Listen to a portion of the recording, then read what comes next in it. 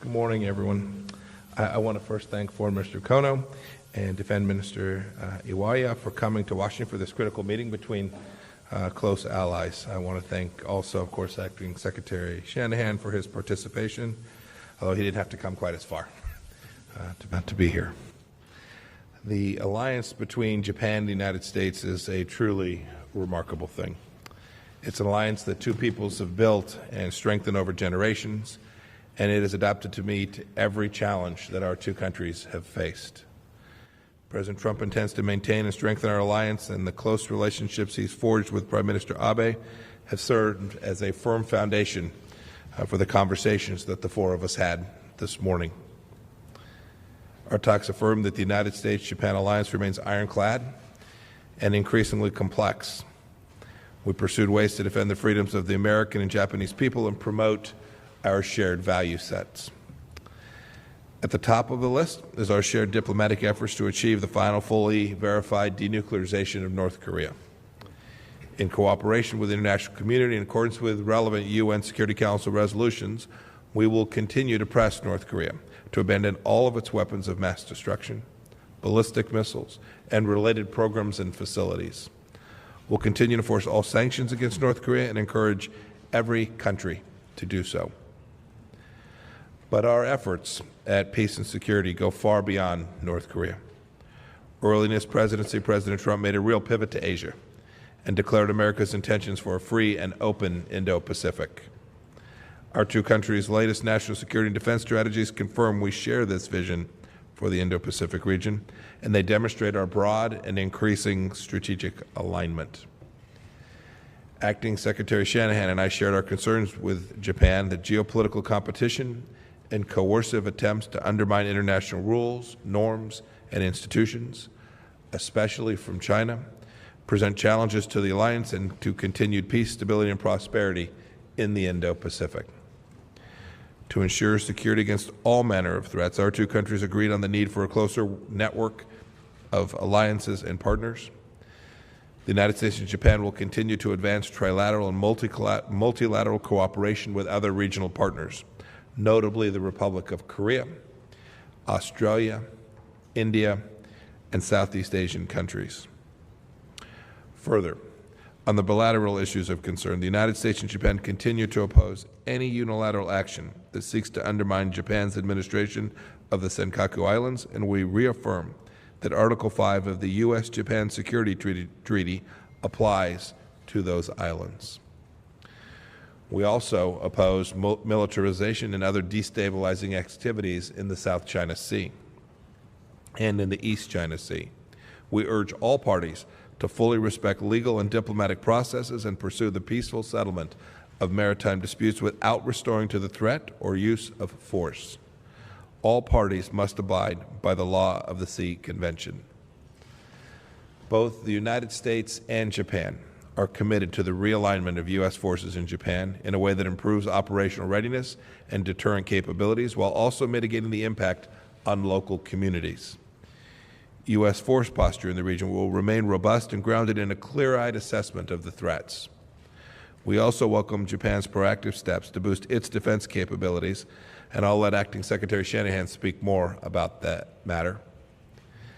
The United States and Japan affirmed that international law applies in cyberspace and that a cyber attack could, in certain circumstances, constitute an armed attack under Article 5 of the U.S.-Japan Security Treaty. We stress the need to work together to protect classified information, maintain technological superiority, and preserve our shared defense and economic advantages from theft and exploitation. And finally, we confirm that the plan to construct the Futenma replacement at the camp area adjacent waters is the only solution that addresses operational, political, financial, and strategic concerns and avoids the continued use of the Marine Corps Air Station at Futenma. We understand our strong determination to achieve its completion as soon as possible. So as you can see from this morning, we talked about a broad array of things. We had many topics to discuss. That's a good thing. It means our great democracies are continuing robust cooperation. As Secretary of State, I'm proud to represent the American people in this essential partnership built on respect and shared democratic principle, as well as shared interests. Foreign Minister Kono, I invite you to speak. Thank you. 本日の2プラス2は、日米の今後の外交防衛の方向性を決めていく上で、極めて重要な時期に開催されました。ポンペオ長官、シャナハン国防長官代行に感謝申し上げたいと思います。昨年末、我が国は複雑さを増す安全保障環境を踏まえ、新たな防衛計画の大綱を策定をいたしました。今年2月末に行われた第2回目の The second U.S. North Korea summit was held, and based on that, it is also a critical timing to align the response to the North Korean situations between Japan and U.S. Against this background, by next week, Prime Minister Abe will visit U.S., and next month, President Trump is expected to come to Japan as the first state guest after the accession to the throne of our new emperor.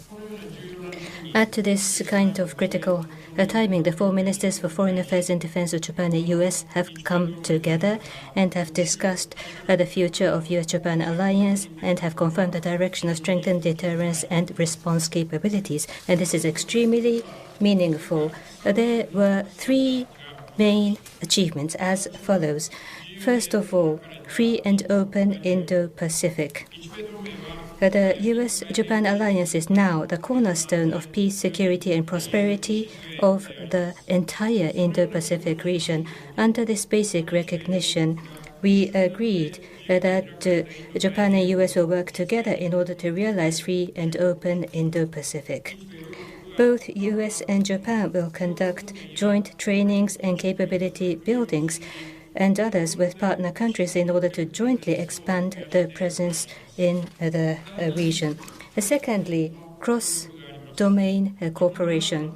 Based on the strategic policy documents of Japan and U.S., including Japan's new National Defense Program guideline, we agreed to strengthen cross-domain cooperation, including new domains like space and cyber, and to further strengthen our alliance. Third is North Korean matter.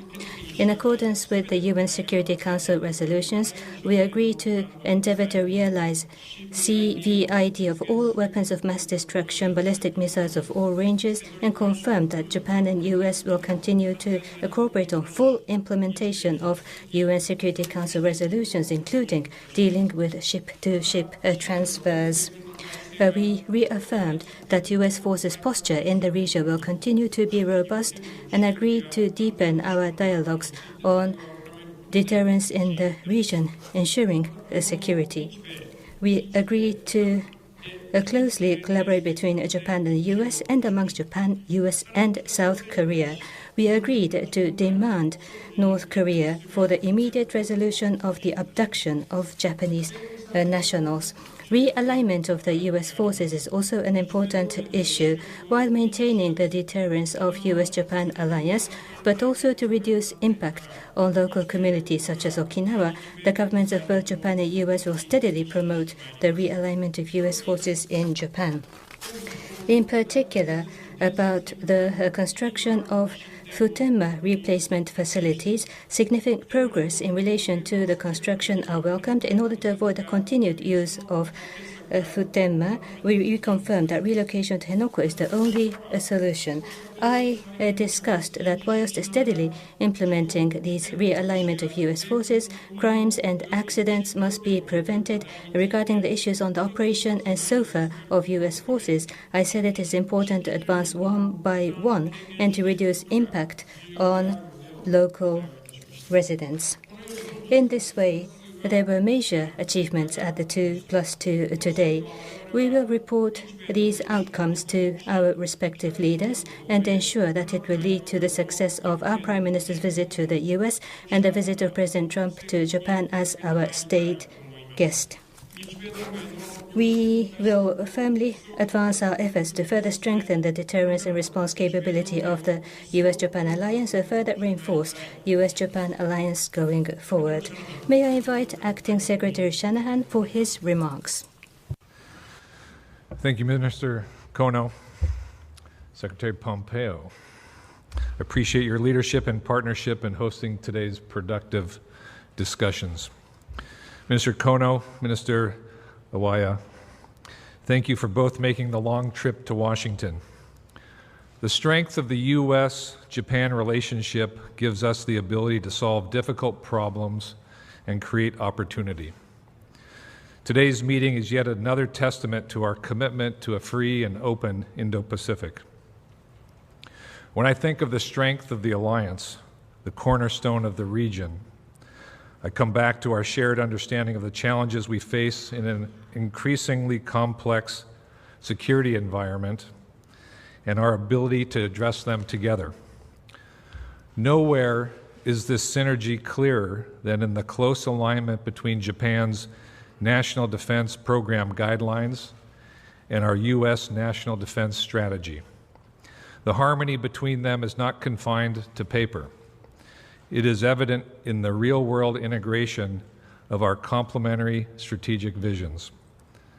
That integration was the focus this morning, and it will be our focus during my bilateral meeting with Minister Iwaya at the Pentagon this afternoon. We know this integration is not additive, it's multiplicative, exponentially enhancing our cooperation, capability, and capacity in moving our alliance forward. This will be critical as we face diverse challenges in the region from China and North Korea, and China in particular, using increasingly coercive behavior in an effort to undermine the rules-based international order. Today we discussed on how to leverage geography and integrate mutual objectives to address these challenges. That starts with maintaining a ready, capable, and combat-credible force in the region as a frontline deterrent, and realigning U.S. forces in Japan to improve operational readiness and minimize impact on local communities, as Secretary Pompeo and Minister Kono mentioned. It also includes continuing and expanding our work together, both bilaterally and multilaterally, through joint exercises and presence operations in the region, port calls with partners, and building partner capacity in maritime domain awareness, law enforcement, and more. And as Secretary Pompeo highlighted, we remain aligned in our pursuit of the full, final, verified denuclearization of North Korea. Ministers, thank you for Japan's continued contributions to UN Security Council resolution efforts to counter illicit ship-to-ship transfers. As we look to the future, however, we can not only think in terms of geography, for emerging domains transcend borders. Cyberspace and outer space know no geographical bounds. In the U.S., we rely on space for almost everything, from powering our $20 trillion economy to enabling military operations. And while cyber, like space, carries enormous potential, it also is a vulnerability. These domains are absolutely critical for securing our future, and we are not sitting back while our Chinese and Russian counterparts or competitors aim to disrupt and weaponize them. These domains offer real opportunities for alliance collaboration. We are aligned in our view on this, and we are working together to adapt, integrate, and deploy capabilities faster. As we charge ahead on those fronts, we are also building capacity across all domains. We welcome and appreciate Japan's continued procurement of U.S. systems that promote interoperability, from F-35s and Aegis Ashore to V-22s and more. In order to bear the most fruit, our synergy must not be limited to our governments. Success also requires further integration of our industrial bases and protection of critical infrastructure. Information security is at the very core of our defense relationship, and we recognize and appreciate Japan's efforts to protect its national telecommunications infrastructure from high-risk 5G companies by restricting government procurement and mandating cybersecurity standards. As we look ahead, protecting the integrity and security of our national networks and critical infrastructure cannot just be a whole of government or intergovernment effort. It must be a whole of society approach. We must remain ever vigilant on this issue, and I know we will. Mr. Kono, Mr. Iwaya, I greatly value the insights you offered on these and many other topics today. Thank you for your enduring partnership and strong leadership. Minister Iwaya, I look forward to continuing our work at the Pentagon this afternoon. Thank you. Shanahan 代行ありがとうございます。 Acting Secretary Shanahan, thank you very much. First, I would like to thank the support extended by the U.S. military on the crash of SDF's F-35A last week. I am proud that two nations are of the relationship in which we can help each other in difficult times. As Japan's National Defense Program guideline was completed last December, strategic documents from both Japan and U.S. that set out the direction in security area were all in place. Two countries' directions are aligned, making it a unique opportunity to further evolve the U.S.-Japan alliance.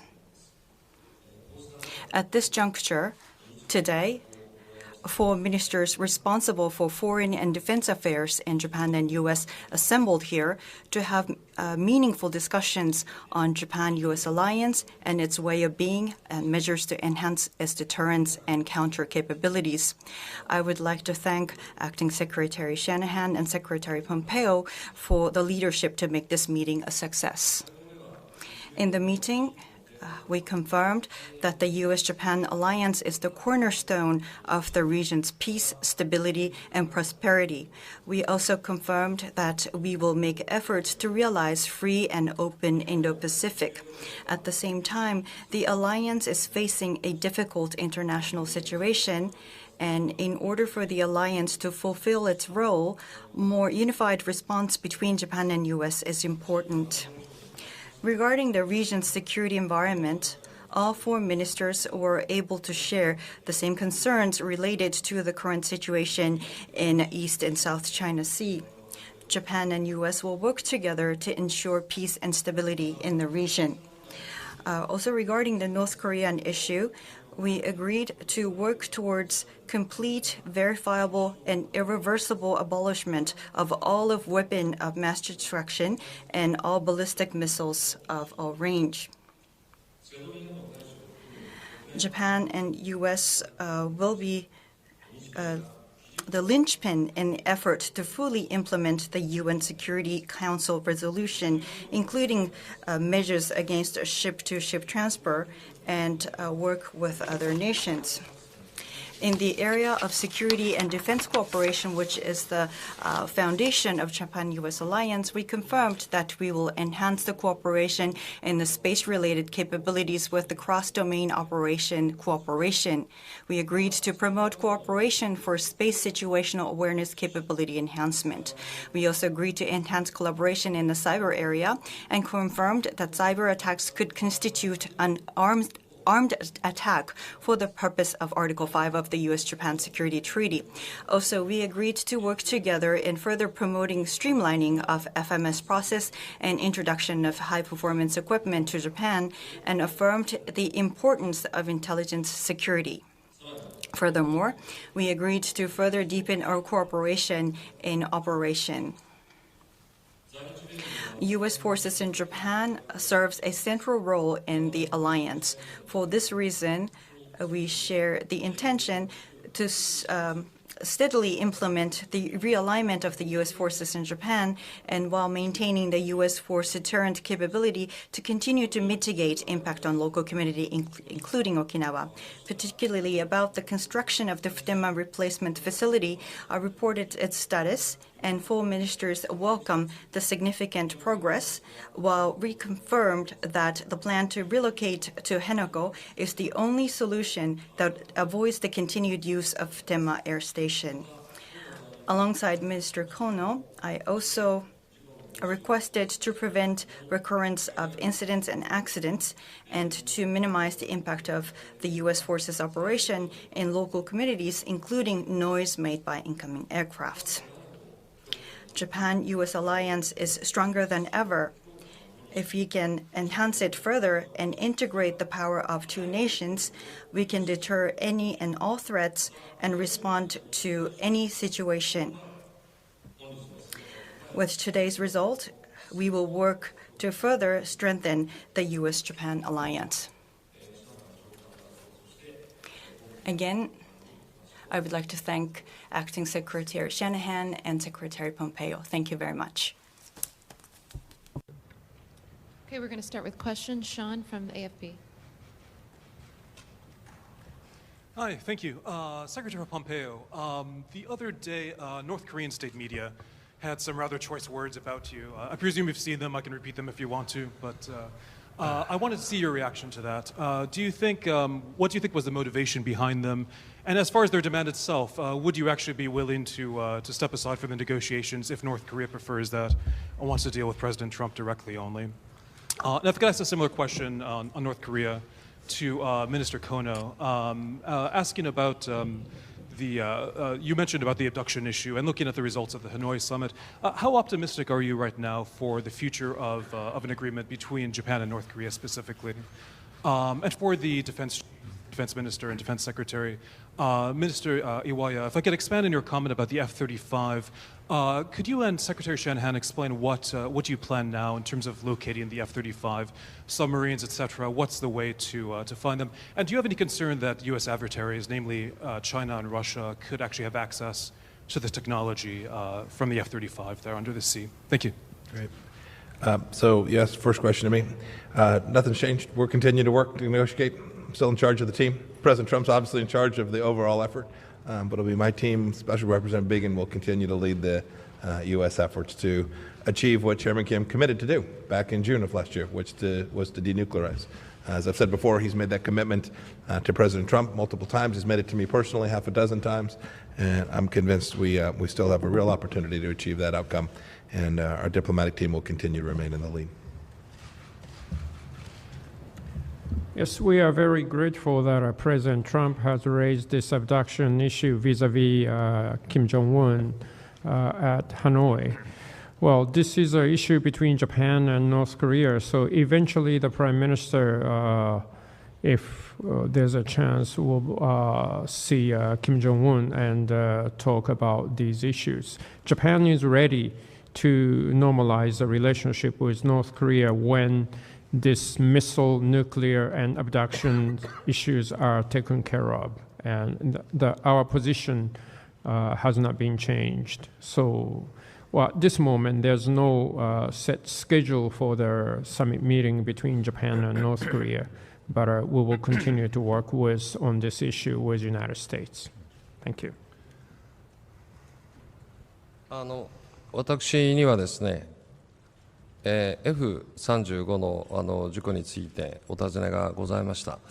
で、事故が発生して、Since the accident, Maritime Defense Force, Self-Defense Force, and Coast Guard, and U.S. military vessels and aircrafts are participating in the operation of search and rescue, and that continues today. This is a very important aircraft, so we would like to locate the aircraft as soon as we can and salvage it, pull it out. But this search and rescue and investigation that ensues, of course, Japan will lead the investigation, but we're hoping, and also it is indispensable to have the support of the U.S. So while we do that, we would like to find the root cause of the accident. I would just echo those comments and add to the fact that we are in full support of Japan's lead on the investigation, and I have full confidence that the asset that we'll recover it and the situation is being properly managed. And I maybe add to your question around FMS and the current procurement situation. The National Defense Program guideline that Japan has put together, we're integrating with the National Defense Strategy. And when we talk about strategy, there are three elements that we're working together, and it really formulates a set of objectives. And we're looking at aligning geography, capacity, and capability. And in terms of capacity, there's the current assets or equipment that they buy, whether it's F-35s, V-22, Aegis ashore, and the work there is aligning budgets and streamlining the FMS procurement process. Today, when we're in the Pentagon, we're going to talk more about these new domains. What can our industry, based on how we develop policy, do in the areas of cyber, space, and autonomy? Industrial base in Japan has worked closely with the American industrial base. We see this as a security opportunity and an industrial opportunity. 次に日本側のプレスから共同通信庭記者お願いします。 Mr. Niwa from Kyodo. Thank you, Niwa of Kyodo News. Minister Kono and Secretary Kono, my question is about North Korea. In addition to criticizing Secretary Pompeo, Chairman Kim is reported to have observed the launch test of a new tactic-guided weapon. Do you take it as provocation? And nuclear missile abandonment to ask North Korea, is it necessary to further strengthen the sanctions? Plus, Secretary Pompeo, in Japan, the most important issue is the abduction of Japanese nationals. In Vietnam, in the Hanoi summit, President Trump did raise the matter to Chairman Kim, but what was the reaction of Kim Jong-un? Prime Minister Abe and Kim Jong-un. Kim Jong-un is interested in direct communication?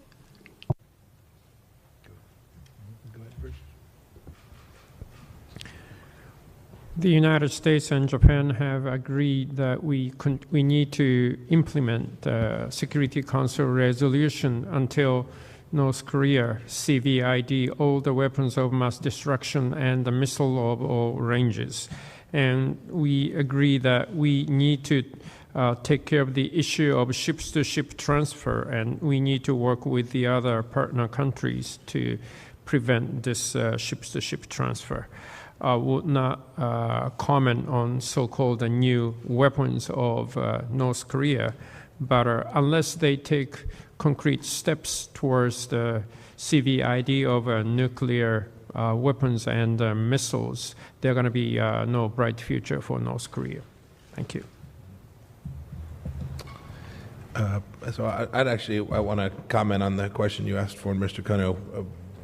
We agree with that. The mission set remains the same. The United States and Japan are deeply connected, and we've talked about that. South Koreans as well. The mission set to denuclearize North Korea, nothing has changed, nothing that's changed from Singapore to Hanoi or Hanoi to now. That is, we've made progress, but our mission set has not changed a single bit. With respect to the issue that President Trump raised, he not only raised it with Chairman Kim, he's raised it in every conversation that we've had. We know the importance of this to Japan. Therefore, it's important to us as well. I don't want to talk about the response that was given, but suffice to say, I think he was aware of this issue before it was raised. He acknowledged the issue, and you should know that the United States will continue to raise this issue each time we have a conversation.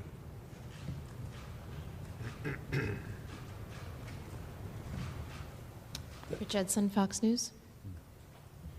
Thank you very much.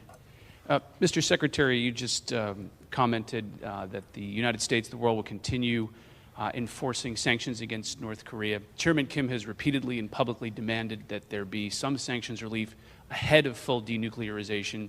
Do you think this process can continue to move forward absent the U.S. or the West giving some sanctions relief to North Korea? And also the Russian government has just commented that it's not possible that Russia interferes in the affairs of other states.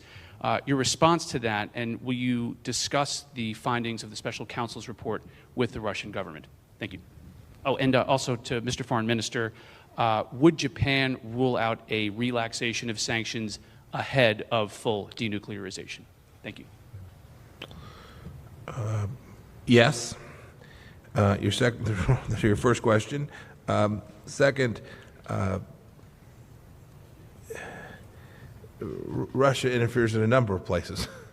I've talked about it most recently in Venezuela, but their impact in Ukraine, the work that they've done to interfere with elections around the world, not only ours in 2016, but others, is serious, and they're real interferences. I don't think there's been a discussion between a senior U.S. official and Russians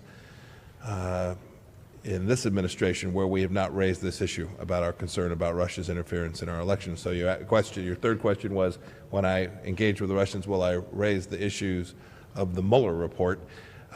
We will talk about the steadfast requirement that Russia not engage in activity that impacts the capacity of our democracy to be successful, and their interference in our election creates risk there, and we will make very clear to them this is unacceptable behavior. And as you've seen from this administration, we will take tough actions which raise the cost for Russian malign activity, and we'll continue to do that. Let me reiterate that our international community need to fully implement Security Council resolutions until North Korea CVID weapons of all the weapons of mass destruction and all the missile. No change at all. Thank you. もう一問日本側から NHK 河野記者お願いします。Thank you. Hono from NHK. Acting Secretary Shanahan and Mr. Iwaya. While China enhances military capability, what was the significance of the agreement that you will cooperate in space and cyber new domains for the security of Japan? Especially, please tell me about the significance of the cyber attacks being covered by Security Treaty Article 5. And regarding the F-35A and host nation support, what was the specific discussion during the 2+2?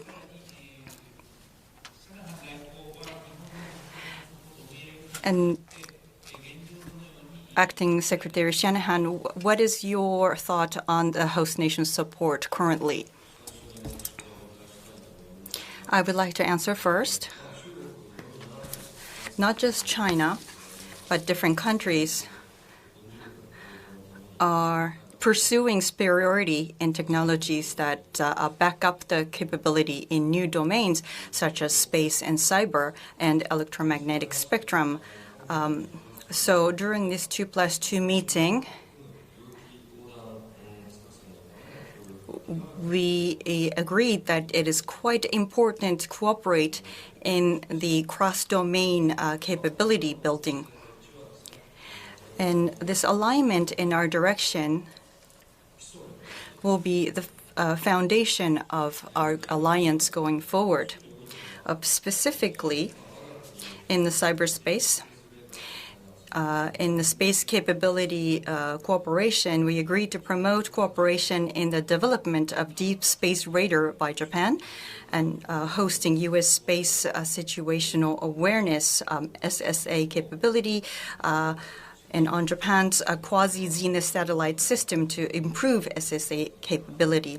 Also, this is quite significant from the perspective of a stable use of space.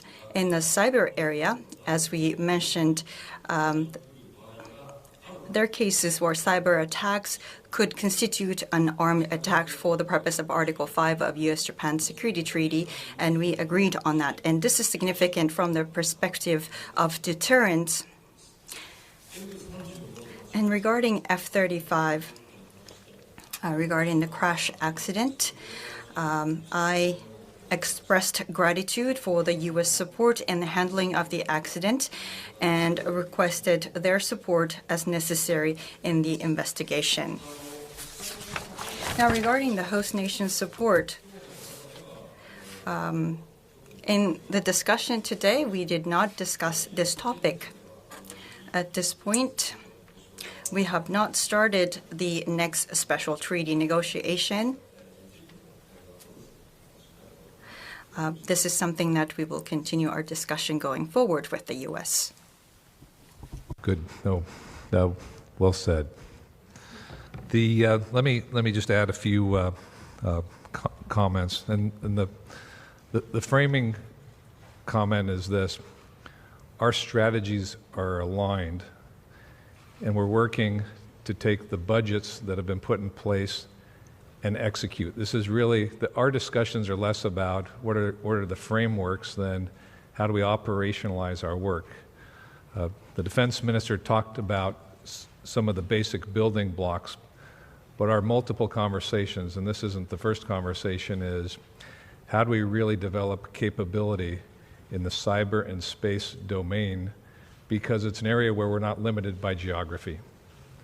And the capabilities industrially and militarily are very complementary. So later on today, we'll continue to build out the details of the execution.